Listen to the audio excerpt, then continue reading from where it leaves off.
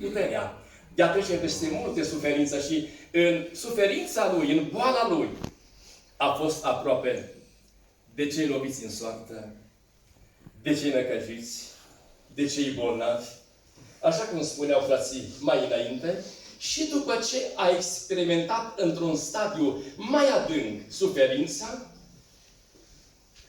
casa Lui a fost deschisă pentru cei din suferință, se făcea rugăciuni, ungeri cu undele și Dumnezeu lucra, lăudat să fie numele Domnului.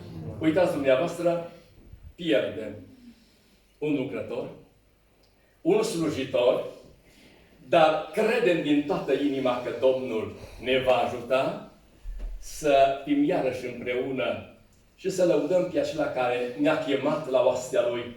Binecuvântat să fie numele Domnului. Sora Ica, stimați copii, să nu descurajați.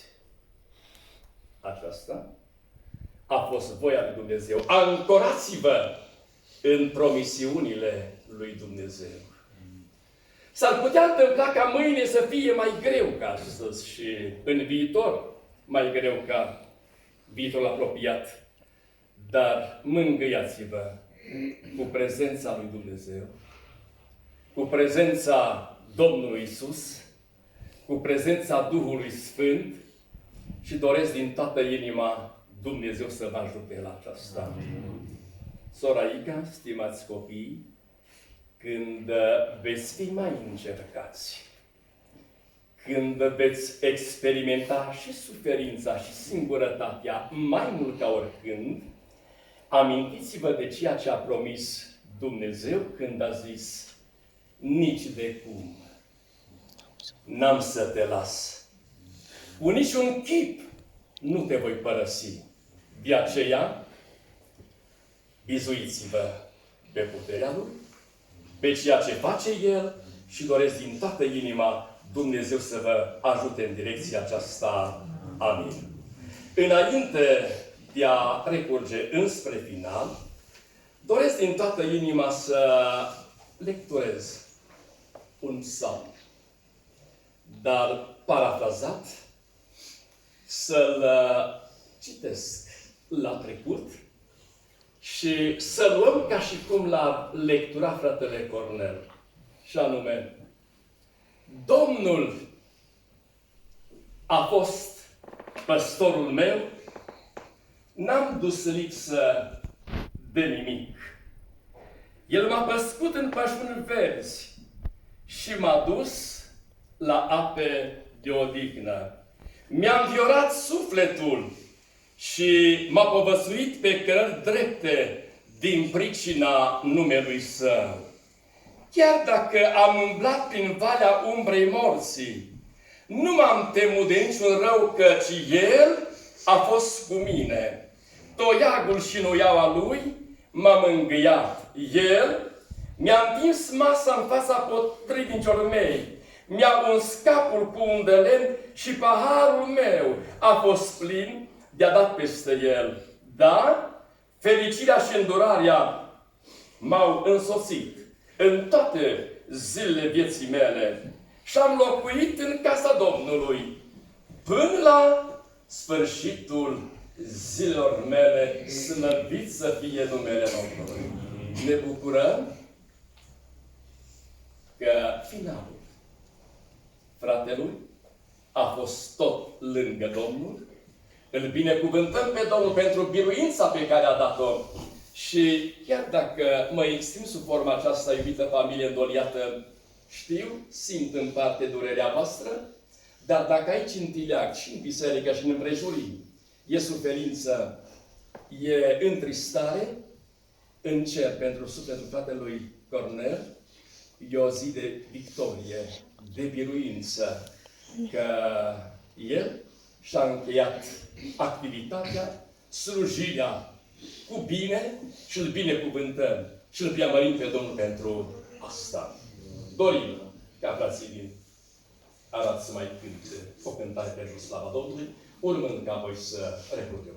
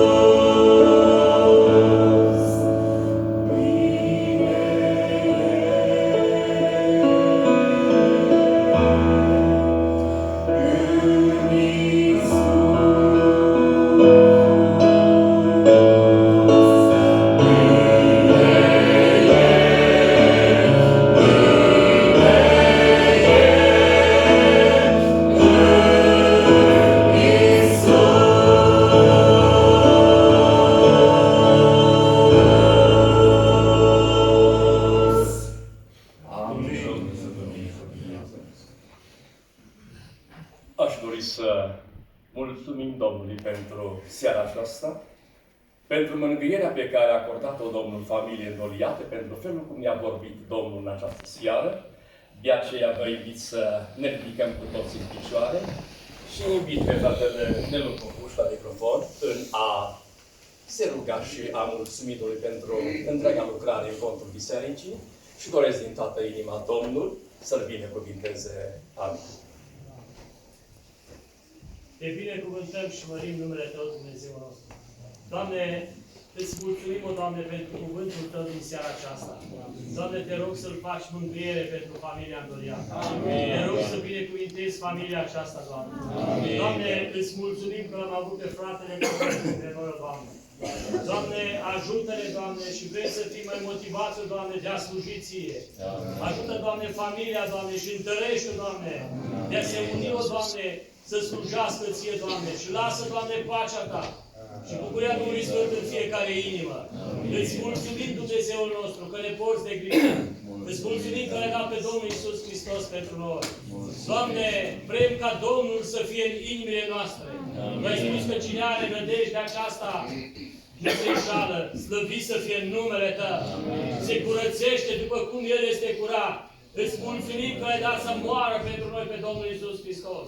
Avem nădejde aceasta că Hristos este noi. Slavă în numele Tău, Doamne. Îți mulțumim pentru toate. Te binecuvântăm, Tatăl, Fiule și Duhul Sfânt în veci. Amin. Vă rog să ocupați locurile.